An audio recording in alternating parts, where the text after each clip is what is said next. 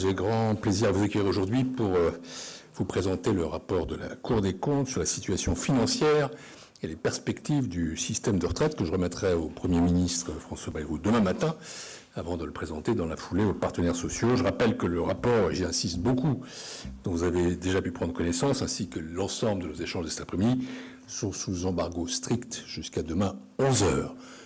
J'ai dit bien demain 11h, après la remise du rapport et après la présentation initiale aux partenaires sociaux. Ensuite, continuera la discussion. Lors de sa déclaration de politique générale le 14 janvier dernier, comme vous le savez, le Premier ministre a souhaité remettre en chantier le sujet des retraites avec les partenaires sociaux pour un temps bref et dans des conditions transparentes. Et, je cite toujours, afin que cette démarche s'appuie sur un constat et des chiffres indiscutables, il a saisi la Cour des comptes pour réaliser ce qu'il a appelé une mission flash, une mission rapide si vous voulez, de quelques semaines. Lettre de mission du Premier ministre datée du 20 janvier 2025 demande à la Cour de dresser, en un mois, un constat objectif de la situation financière du système de retraite et de ses perspectives à court, moyen et long terme. Elle nous demande également de remettre ces analyses en perspective avec la trajectoire d'ensemble des finances publiques. C'est ce que nous avons fait en un temps donc très rapide. Je remettrai demain matin au Premier ministre un constat chiffré et objectivé, entièrement indépendant, impartial sur le système des retraites et sur son financement.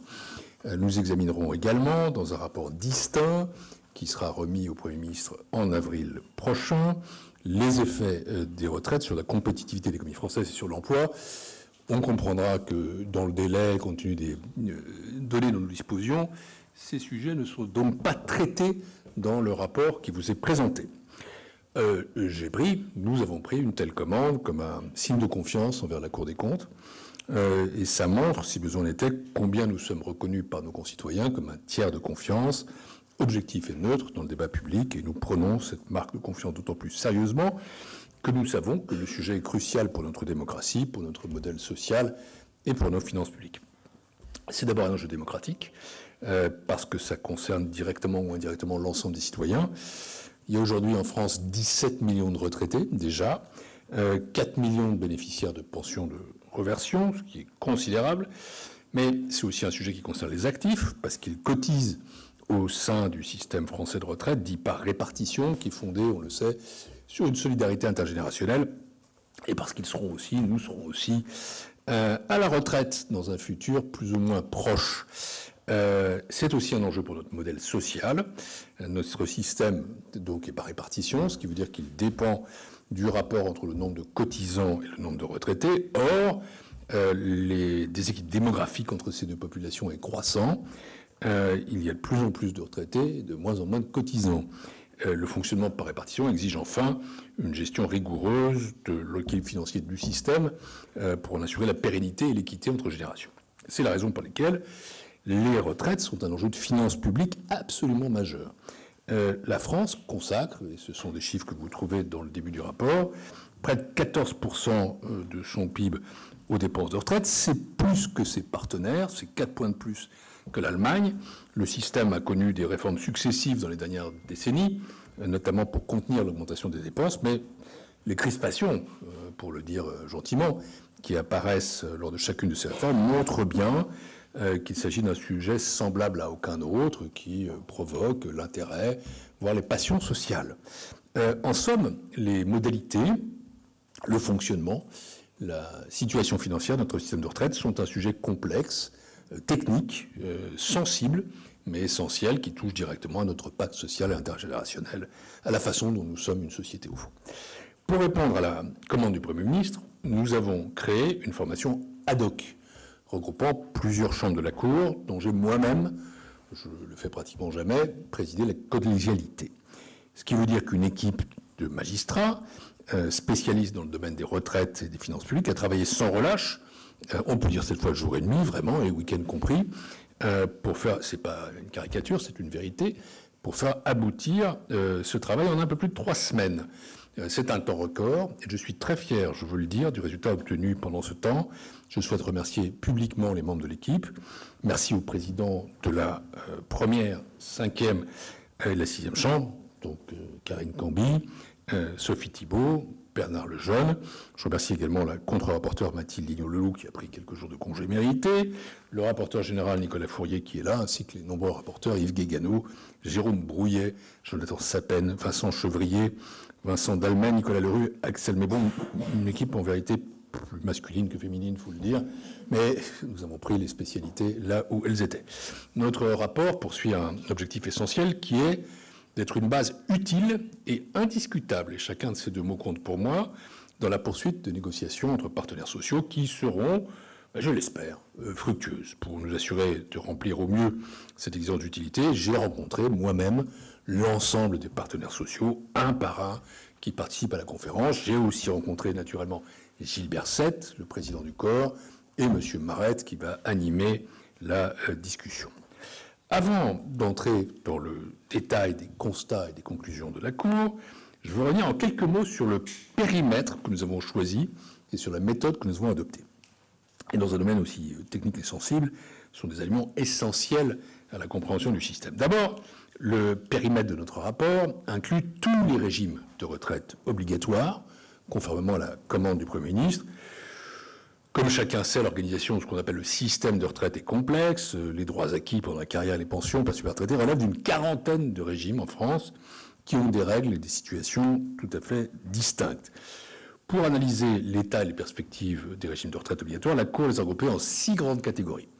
Il y a d'abord le régime général, qui couvre les salariés du secteur privé, les contractuels de la fonction publique, les travailleurs indépendants. Il y a les régimes de base des non-salariés, qui regroupent les exploitants agricoles, les professionnels libéraux, les avocats.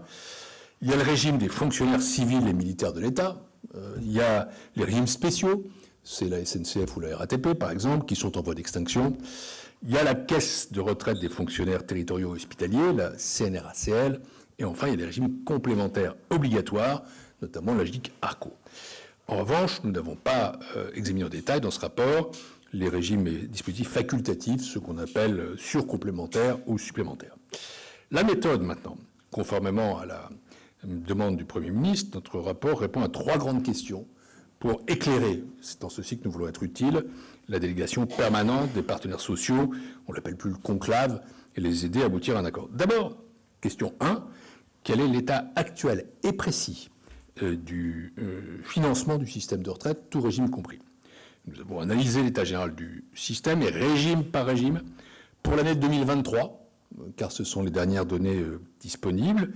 Ensuite, deuxième question, quelles sont les perspectives du système de retraite à horizon 20 ans, avec bien sûr des étapes, maintenant, un peu plus tard, 2035, 2045, et les effets des réformes successives, en particulier celle de 2023, sur ce régime financier. Enfin, troisième question, quels sont les principaux leviers de réforme à la main des pouvoirs publics et leurs effets sur l'équilibre financier du système de retraite? Nous avons tiré des constats et des conclusions sur la situation financière et les perspectives du système de retraite qui peuvent être résumés en 3 grands messages.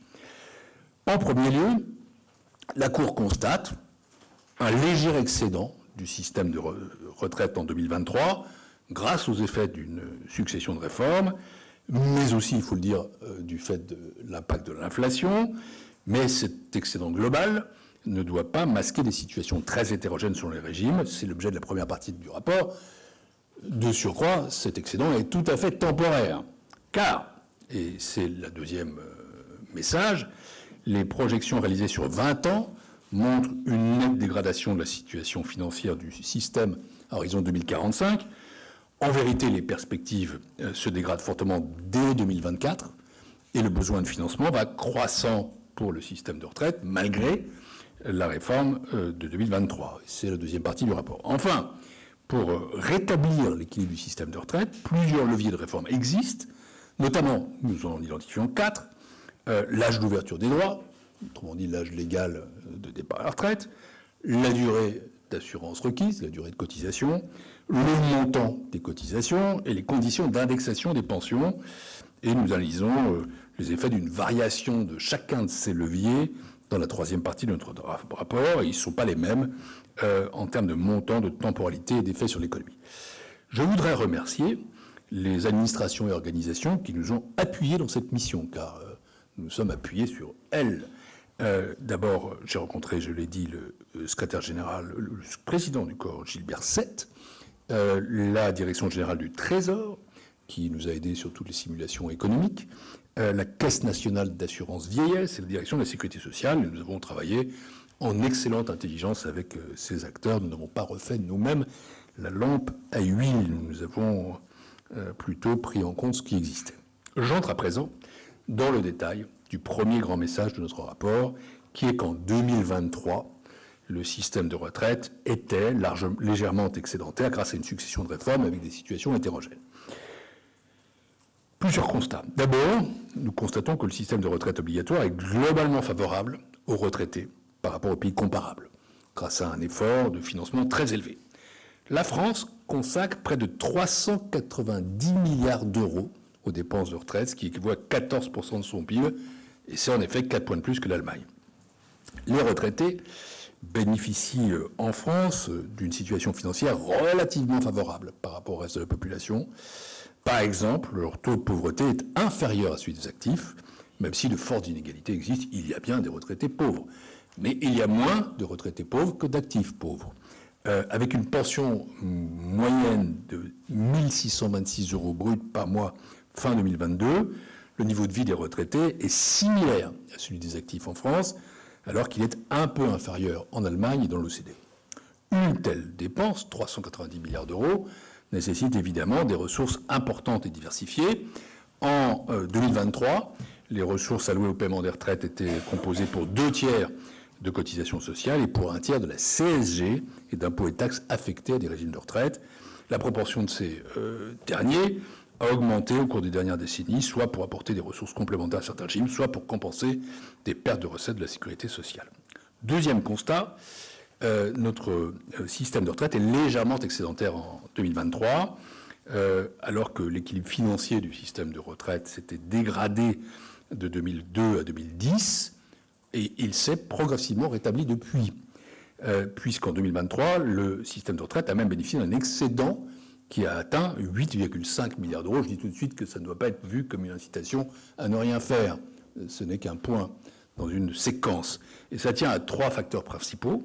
D'abord, cet excédent a été permis par une succession de réformes. On a fait de nombreuses réformes structurelles depuis 2003, qui avaient pour objectif de ralentir la baisse du rapport entre cotisants et retraités, qui est passé de 2,01 en 2004 à 1,78 en 2010, et de contenir ainsi l'augmentation des dépenses. L'âge légal d'ouverture des droits a été repoussé, sauf exception.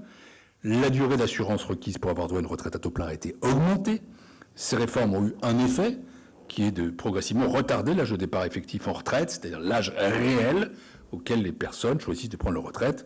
Et de fait, l'âge moyen des nouveaux retraités a reculé de 2 ans et 2 mois entre 2010 et fin 2022, où il a atteint 62 ans et 8 mois. C'est là où nous en sommes, et même un peu plus. Ce recul a permis de ralentir la dégradation du rapport entre cotisants et retraités, et même d'améliorer ce ratio entre 2020 et 2022. Au gré de ces réformes, des financements publics croissants ont été alloués au système de retraite, des taux de cotisation ont été relevés, des impôts ont été affectés au financement des dépenses de retraite, les dettes constituées par certains régimes obligatoires ont été prises en charge par l'État ou par la Caisse d'amortissement de la dette sociale, la CADES. Le troisième facteur qui explique l'excédent de 8,5 milliards d'euros, il est très temporaire celui-là, et il est assez important. C'est l'accélération de l'inflation en 2023 qui s'est répercutée plus rapidement sur les recettes, qui reposent en majorité sur les salaires, que sur les dépenses, qui sont annexées avec un an de décalage. Et ce phénomène a donc amélioré provisoirement la situation financière du système de 4 milliards d'euros. Donc sur les 8,5, il y en a quand même 4 milliards qui viennent de l'inflation. Mais il y aura un effet boomerang, et le même phénomène dégrade la situation du même montant en 2024. Donc 2023, c'est une année... c'est celle qu'on prend en compte, mais elle est quand même assez exceptionnelle. Si la situation globale du système est excédentaire, ça cache en réalité des situations très hétérogènes selon les régimes, parce que c'est un foisonnement de systèmes, et ces régimes couvrent les pensions de base et les assurances complémentaires. L'excédent global de 2023 est en fait le résultat de 2 situations très différentes. Il y a des régimes de base qui restent déficitaires, alors que les régimes complémentaires, eux, dégagent des excédents croissants. J'entre un petit peu dans le détail des situations par régime. tel que présenté dans le graphique qui est là. D'abord, le régime général et le régime des salariés agricoles représentent 42% du montant total des pensions, et ils sont globalement dans une situation financière que je qualifierais de précaire.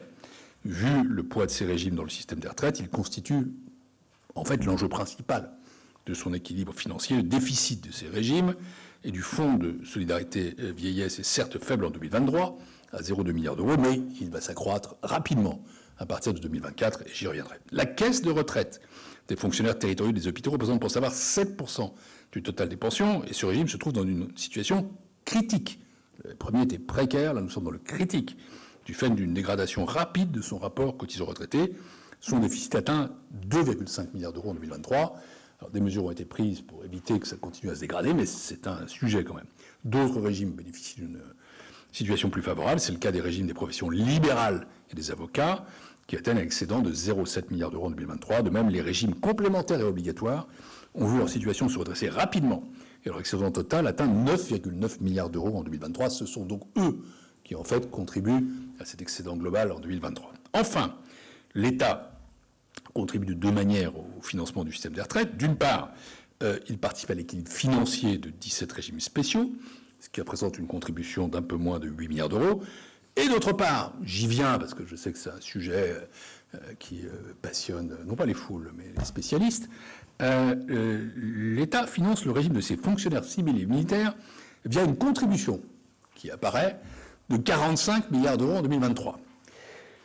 Je sais que la comptabilisation de ces contributions fait débat, au point d'occulter le reste. Nous avons bien entendu examiné le sujet dans le rapport honnêtement. Je vais donc m'y arrêter un instant et vous livrer l'analyse de la Cour en la matière, tout en tâchant de ne pas entrer dans des considérations trop techniques. En fait, il y a deux modalités qui existent pour la présentation dans le budget de l'État des recettes et dépenses des retraites des fonctionnaires civils et militaires. Selon la convention utilisée par la Commission des comptes de la Sécurité sociale, le régime est équilibré par construction, grâce à la contribution de l'État, dont le montant permet de garantir un solde nul. Cette contribution regroupe à la fois la cotisation employeur de l'État, la prise en charge de dépenses de solidarité et un éventuel financement d'équilibre. Il existe un second mode de présentation des recettes et dépenses du retraite des régimes des fonctionnaires civils et militaires, c'est la comptabilisation de ces dépenses et retraites depuis 2006 au sein d'un compte d'affectation spéciale qu'on appelle le CAS Pension. La Cour analyse d'ailleurs chaque année le budget et, le cas échéant, le déficit de ce CAS. En tout état de cause, je m'arrête une seconde, il n'existe aucun déficit caché des retraites des fonctionnaires, comme j'ai pu le lire ici ou là. Ce sont donc deux comptabilités qui sont justifiées, l'une comme l'autre, qui sont stables dans le temps, mais l'existence de deux règles distinctes peut en effet nuire à la lisibilité financière du système. On pourrait envisager de changer les conventions. Mais le débat qui a fait couler beaucoup d'encre est ailleurs. En effet, c'est vrai, l'État cotise au régime de retraite de ses fonctionnaires avec un taux de cotisation employeur bien plus élevé que celui des entreprises privées au régime général. Beaucoup plus élevé. Quels sont les chiffres? C'est 78% pour l'État et dans le privé, 28%. Ça? Voilà. Donc 28 contre 78. Bon. Certaines analyses, que je ne vais pas citer, considèrent que ces deux taux de cotisation employeur, celui de l'État et du régime général, pourraient, voire devraient être comparés. Toute différence entre ces deux taux représenterait, selon ces analyses, une surcotisation de la part de l'État au régime de retraite de ses fonctionnaires. Toutefois, à l'issue d'un examen approfondi de la question, comme on dit, la Cour considère que ces deux systèmes présentent en fait de telles divergences ou de telles différences qu'ils ne sont pas comparables. D'abord, l'assiette de cotisation n'est pas la même. Contrairement aux salariés du privé, les fonctionnaires ne cotisent pas sur les primes, qui sont une part très substantielle de leur rémunération. Ensuite, il existe des règles spécifiques à certains emplois publics qui ne se retrouvent pas dans le régime général. Il y a des fonctionnaires, civils ou militaires, qui partent en retraite très, très tôt. De plus, et surtout, la situation démographique est plus dégradée pour les fonctionnaires, en raison notamment de la maîtrise par l'État des effectifs et des salaires des fonctionnaires. Il y a beaucoup moins de fonctionnaires qu'il y a quelques années. Ce qui veut dire que le ratio démographique n'est pas du tout le même. C'est presque 1 pour 1 pour les fonctionnaires entre les cotisants et les pensionnés. Enfin, la contribution de l'État mêle sans distinction, ce qui n'est pas le cas de la contribution des employeurs privés, une cotisation employeur, le financement des dépenses de solidarité et un éventuel apport pour équilibrer le régime. Voilà pourquoi nous disons que, en fait, ces deux taux de cotisation sont apparents, mais qu'on ne peut pas les comparer. Pour toutes ces raisons, nous considérons en effet que la comparaison entre les deux régimes n'est pas pertinente. Par ailleurs, et surtout, ça c'est à noter, ce débat est sans incidence, sans effet sur les montants réels des déficits qui pèsent sur les finances publiques. Pour moi, et pour nous, c'est une erreur de considérer qu'il y aurait une sorte de recette affectée au sein des retraites et que c'est dans le cadre du système de retraite que les choses devraient se compenser. Non, c'est dans l'ensemble de la dépense publique et de la dette publique. Et la comptabilisation, là-dessus, est absolument sans effet. Le besoin de financement, il est là, quoi qu'il arrive, et les décisions sont conventionnelles. Donc nous disons qu'il ne faut pas remettre, je le dis, en cause la loi organique relative aux lois de finances, notre constitution financière, pour un débat technique qui ne permettrait d'ailleurs en aucun cas de résorber nos déficits, sauf à considérer qu'il faudrait recréer les emplois de fonctionnaires en masse ou limiter massivement les retraites des fonctionnaires ou encore faire fonctionner les retraites des fonctionnaires par le privé. Je ne vais pas plus loin. J'en passe au deuxième. Donc nous tranchons ce débat tout en reconnaissant l'existence du problème, mais par une démonstration que je crois extrêmement objective et là aussi incontestable, et je crois qu'elle sert de plus de base utile à la discussion.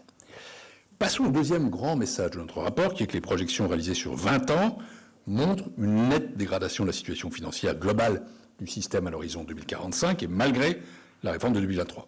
Comme je le précise en introduction, nous avons réalisé, avec l'appui du corps et de la direction générale du Trésor que je remercie, des projections de la situation financière du système de retraite à l'horizon 2045. Alors, plusieurs questions de méthode. Là, d'abord, pourquoi avoir choisi une période de 20 ans et pas un horizon plus long, 2070 par exemple, comme le font certains, parce que, au-delà de 2045, pour nous, les incertitudes deviennent trop importantes en raison d'hypothèses de natalité qui sont très difficiles à prévoir. Je ne vais pas rentrer dans le détail de toutes nos hypothèses qui sont très bien explicitées en annexe du rapport, mais je voudrais souligner que pour construire ces projections, la Cour a fixé ses propres hypothèses de productivité et de chômage. Nous avons moins d'hypothèses que n'en avait le corps en 2023, mais nous n'en avons pas une, nous en avons deux. Nous avons retenu deux scénarios. Pour le taux annuel de progression de la productivité, 0% et 1%, et puis, du coup, du côté du taux de chômage, 7% et 5%.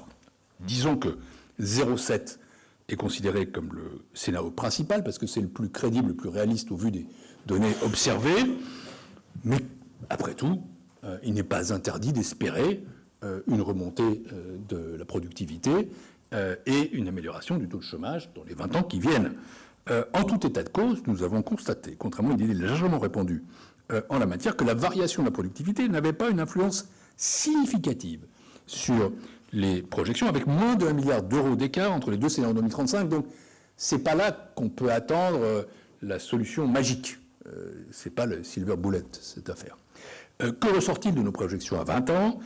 Des perspectives financières qui se dégradent nettement dès 2024 et un besoin de financement croissant et durable du système de retraite. Selon la projection, les dépenses du système de retraite seraient de 414,5 milliards d'euros en 2025. Elles progresseraient aux inflation de 0,9 à 1% par an en moyenne jusqu'en 2045. Les ressources augmenteraient aussi, mais pas aussi rapidement. Dès 2025, le déficit tout régime devrait atteindre 6,6 milliards d'euros. Je le dis parce que si on se contente de lire 2023, on pourrait dire tout va bien, il n'y a rien à faire. Non, dès 2025, on est à 6,6 milliards d'euros de déficit. Ça devrait se stabiliser autour de ce montant entre 2025 et 2030, grâce notamment à la montée en puissance de la réforme de 2023, je vais y revenir, donc autour de 6-7 milliards d'euros. Au-delà de 2030, le nombre de retraités et le montant moyen de leur pension continueraient d'augmenter continuellement, et en conséquence, le déficit devrait se dégrader fortement. Deux chiffres à retenir, 15 milliards en 2035, 30 milliards en 2045. Soyons lucides, nous avons quand même une dégradation financière du système de retraite tel qu'il est, dans son ensemble, nette, rapide, croissante. Ces chiffres sont préoccupants, mais les perspectives financières ne sont pas similaires, là encore, selon les régimes. Le régime général concentrerait l'essentiel du déficit à l'horizon 2045, entre 25 et 30 milliards, donc près de la totalité. Cette perspective très négative, et on voit que c'est sur le régime général qui est l'enjeu principal, hein, disons-le, est due à la prévision d'une forte dégradation du ratio entre le nombre de cotisants et le nombre de retraités dans ce régime. La caisse de retraite des fonctionnaires territoriaux et hospitaliers resterait elle aussi dans une situation défavorable, avec un déficit de 7 milliards d'euros en 2045, malgré la récente décision d'augmenter les taux de cotisation employeurs à ce régime entre 2025 et 2028. En revanche, les régimes qui sont dans une situation positive en 2023 devraient le rester. C'est le cas des régimes de base et non salariés, professionnels libéraux et avocats, qui resteraient excédentaires sur les 20 prochaines années, avec un excédent qui atteindrait un peu moins de 3 milliards d'euros en 2045. Les régimes complémentaires devraient eux aussi demeurer excédentaires, avec des excédents toutefois qui auraient tendance à diminuer. Enfin, la contribution de l'État pour équilibrer le régime de ses fonctionnaires devrait rester stable, autour de 50 milliards d'euros en euros 2024. Pourquoi ? Parce que le nombre de retraités fonctionnaires atteindrait un pic en 2028, puis diminuerait en raison de la maîtrise de ses effectifs par l'État. Le montant de la pension moyenne devrait lui aussi diminuer au fil du temps, de 0,5% par an en moyenne, entre 2025 et 2045, en raison de la modération imposée au traitement indiciaire des fonctionnaires qui conduit à des retraites plus faibles. Et donc les dépenses de ce régime seraient amenées à baisser, tout comme celles des régimes spéciaux. Deux régimes concentrent l'essentiel des préoccupations, le régime général et la caisse des fonctionnaires territoriaux et hospitaliers. L'accumulation des déficits pour ces régimes conduirait à une augmentation de la dette de 350 milliards d'euros en 2045 pour le régime général, de plus de 120 milliards d'euros pour la caisse des fonctionnaires territoriaux et hospitaliers à cet horizon.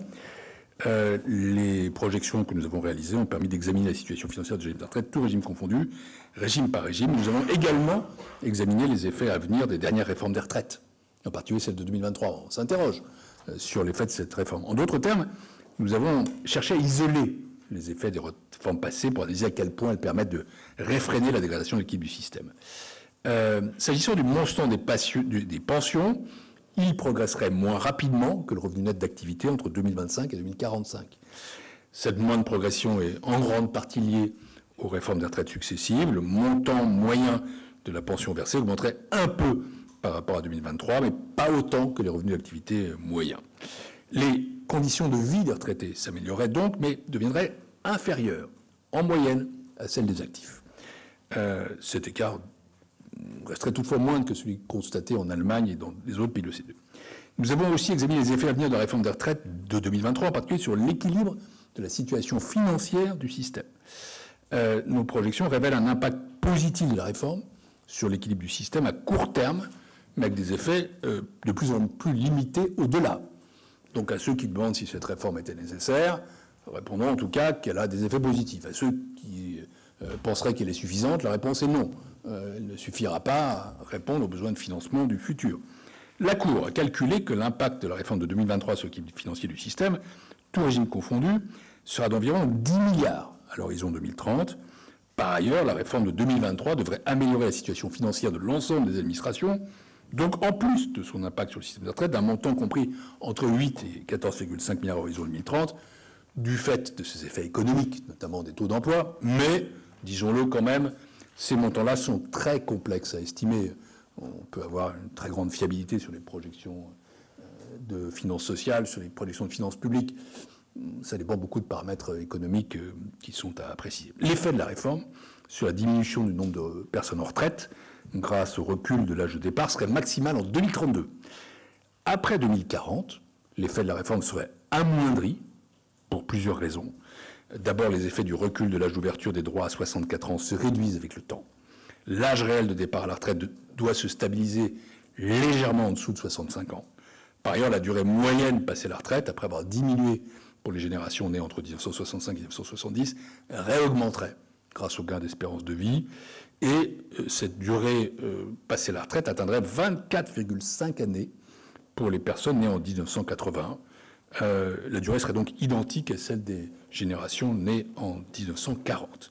La réforme de 2023 aura donc bien des effets positifs sur la trajectoire financière du système de retraite, 10 milliards d'euros tout confondu, mais ça ne suffit pas à couvrir les besoins de financement du système, loin de là, qui seront plus élevés pour le futur, Je précise que les 15 et 30 milliards d'euros intègrent les effets positifs de la réforme sur le plan financier, ce qui veut dire que si on voulait revenir sur la réforme, il faudrait ajouter 10 milliards aux 15 et 30.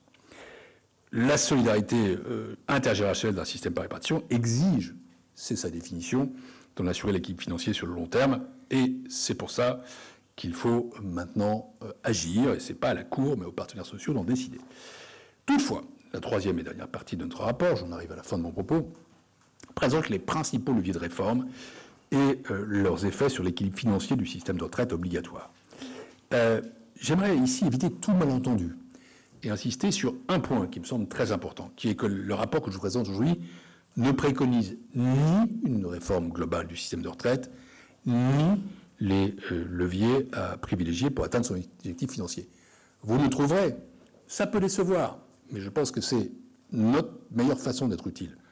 Aucune recommandation, aucune préconisation. Nous mettons à plat les outils et les leviers. Ce n'était pas l'objet de la commande du Premier ministre, ce n'est pas le rôle de la Cour. À partir de demain, 13h, nous passons le relais aux partenaires sociaux, même si nous restons naturellement disponibles pour toute expertise future. La Cour a donc examiné les principaux leviers à la disposition des pouvoirs publics. Elle a analysé leurs effets sur l'équilibre financier du système de retraite. Ces développements, que j'espère utiles, ont un objectif qui est d'aider les partenaires sociaux à trouver un accord pour réformer la réforme, si j'ose dire, sans dégrader l'équilibre financier présent et à venir du système de retraite. Nous avons choisi d'examiner les 4 leviers de réforme dont l'impact financier sur le système de retraite est direct: l'âge d'ouverture des droits, l'âge légal, la durée d'assurance requise, la durée de cotisation, le taux de cotisation, les conditions d'indexation des pensions. Et nous avons simulé des variations à la hausse ou à la baisse de ces différents leviers avec la CNAV, et les effets de ces variations ont été estimés pour une année donnée. En l'occurrence, nous avons fait 2035. Ces variations auraient des conséquences non seulement sur le système des retraites lui-même, mais aussi sur l'ensemble des finances publiques. Le rapport que je vous présente aujourd'hui estime déjà, lorsque c'est possible, les effets d'une variation de ces leviers sur l'ensemble, mais les effets précis sur l'économie seront plus examinés dans le deuxième rapport que nous rendrons au Premier ministre en avril. Je vais y revenir. Le premier levier, c'est l'âge d'ouverture des droits. L'âge d'ouverture des droits, c'est l'âge avant lequel, sauf exception, la liquidation de la pension de retraite ne peut intervenir. C'est l'âge légal. Il a été fixé à 64 ans par la réforme de 2023. Nous estimons que l'avancée d'un an de cet âge, c'est-à-dire le fixer à 63 ans au lieu de 64, représenterait une dépense supplémentaire pour le système des retraites de 5,8 milliards d'euros pour l'année 2035. Son recul d'un an, soit 65 ans au lieu de 64 ans, rapporterait jusqu'à 8,4 milliards d'euros en 2035. Pour l'ensemble des finances publiques, l'avancée d'un an, l'âge d'ouverture des droits, coûterait 13 milliards, tandis qu'un recul rapporterait jusqu'à 17,7 milliards. Nous évaluons par ailleurs que l'effet d'une variation de l'âge d'ouverture des droits, quel qu'en soit le sens, monterait rapidement en puissance, mais se stabiliserait à moyen terme. Autrement dit, c'est un effet booster puissant, puis une forme de stabilisation.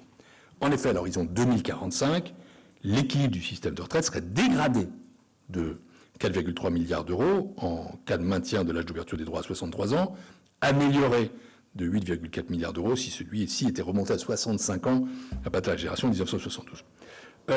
En résumé, agir sur l'âge d'ouverture des droits aurait un effet puissant à court terme, mais les impacts de ce levier se réduisent à moyen terme. C'est un peu l'inverse pour le deuxième levier, qui est la durée d'assurance requise. Cette durée d'assurance requise sert au calcul de la pension de retraite, l'assurer une pension complète lorsqu'il a validé. S'il a validé une durée inférieure et qu'il souhaite tout de même liquider ses droits, sa pension est réduite. Après la mise en œuvre de la réforme de 2023, la durée d'assurance requise devait être de 172 trimestres, soit 43 ans pour la génération née en 1965. Nous avons estimé que la diminution d'un an de la durée d'assurance, soit un passage de 43 à 42 ans, coûterait 3,9 milliards d'euros au système de retraite en 2035. À l'inverse, l'allongement de la durée d'assurance requise de 43 à 44 ans rapporterait 5,2 milliards d'euros en 2035. À court terme, donc, les effets d'une modification de la durée d'assurance requise seraient moins importants, mais seulement légèrement moins importants que ceux d'une modification de l'âge légal. Toutefois, contrairement à l'âge d'ouverture des droits, l'effet financier s'accroît avec le temps. Ainsi, à l'horizon 2045, l'équilibre du système de retraite serait dégradé de près d'1 milliard d'euros en cas de diminution d'1 an de la durée d'assurance requise, serait améliorée d'autant si celle-ci était augmentée d'1 an à partir de la génération 1972. On peut donc dire l'inverse ou le symétrique de ce paramètre, qui est qu'agir sur la durée d'assurance requise aura un impact de légèrement moindre ampleur que le levier de l'âge à court terme, mais que ces effets, contrairement à l'âge, s'accroîtraient avec le temps et seraient mieux étalés dans la durée. Le troisième levier de réforme examiné par la Cour est celui du montant des cotisations prélevées sur les actifs. Les actifs et les employeurs s'acquittent de cotisations sociales qui financent le système de retraite. En 2023, ces ressources représentaient 2/3 des ressources allouées aux dépenses de retraite. Selon nos estimations, une augmentation d'1 point du taux de cotisation engendrerait un montant de ressources annuelles supplémentaires compris entre 4,8 et 7,6 milliards d'euros.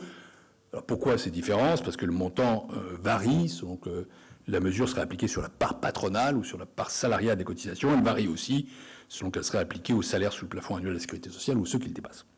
Une hausse des taux de cotisation a donc du rendement, mais elle pourrait, ça reste à démontrer, avoir des effets négatifs sur l'économie, notamment sur l'emploi et la compétitivité, qu'il est toutefois difficile de mesurer. Là encore, nous en reparlerons dans notre rapport d'avril. Enfin, le quatrième levier examiné, c'est celui des conditions d'indexation des pensions de retraite. Aujourd'hui, vous le savez, la revalorisation des pensions de retraite est indexée annuellement sur l'inflation. C'est ce que demande la loi. En se fondant sur les dépenses du régime de retraite prévu en 2025, une sous-indexation d'1 point des pensions par rapport à l'inflation permettrait une économie de 2,9 milliards d'euros pour cette même année. Alors là, pour le coup, l'effet négatif d'une telle mesure sur l'économie serait relativement faible, puisque la propension moyenne des retraités à consommer est moins importante que celle des autres bénéficiaires de transferts sociaux, alors que leur capacité d'épargne est, elle, plus élevée. Dans la situation des retraités, on ne prend pas l'épargne et le patrimoine, bien sûr. Plus généralement, la règle d'indexation annuelle, actuellement en vigueur, n'est pas adaptée au pilotage des dépenses de retraite en cas d'évolution défavorable. Par exemple, les régimes de retraite complémentaires en France, ou bien le système de retraite en Allemagne, disposent de règles d'indexation qui permettent de moduler la revalorisation des pensions en fonction des équilibres financiers. Voilà, mesdames et messieurs, pardon de cette présentation un peu longue, mais le sujet le mérite, je crois. Les constats et conclusions dont nous faisons part au Premier ministre et aux partenaires sociaux. Les perspectives à 2045 sont sérieuses, avec un déficit qui atteindrait 15 milliards en 2035, puis 30 en 2045. L'accumulation de ces déficits gonflerait la dette qui atteindrait en 2045 350 milliards pour le régime général et 120 pour le régime des agents des fonctions publiques locales et hospitalières, ce qui est contradictoire avec le principe même de la répartition qui suppose que pour chaque génération, les actifs financent les pensions des retraités.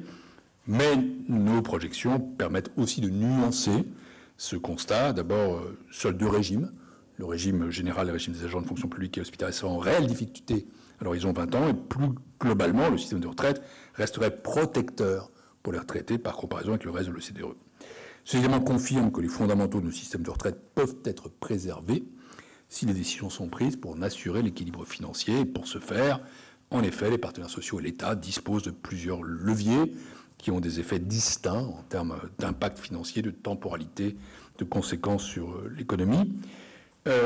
Donc, je le disais, notre mission s'achève là, demain, mais pas tout à fait, puisque les effets de ces leviers sur la compétitivité de l'économie française et sur l'emploi, qui sont quand même des paramètres tout à fait décisifs, nous n'avons pas examiné ce qui se passait en termes de taux d'emploi, par exemple, ou les moyens d'agir là-dessus, feront l'objet d'un rapport distinct qui sera remis fin avril 2025, mi-avril 2025.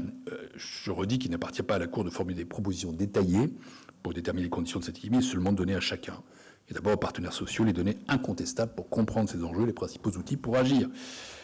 Si je devais résumer, en remettant ce rapport demain au Premier ministre et aux partenaires sociaux, le mot que je serais tenté de prononcer, c'est mission accomplie. On voulait de l'indiscutable, mais du solide, ça l'est. Nous ne préemptons pas le débat, ce n'était pas notre rôle, mais je pense que nous avons traité tous les sujets et de la manière la plus objective qui soit, sans rien charger, sans rien alléger, sans chercher à compliquer la tâche, bien sûr, en étant utile, mais sans non plus laisser penser qu'il n'y avait rien à faire. Voilà, mesdames et messieurs.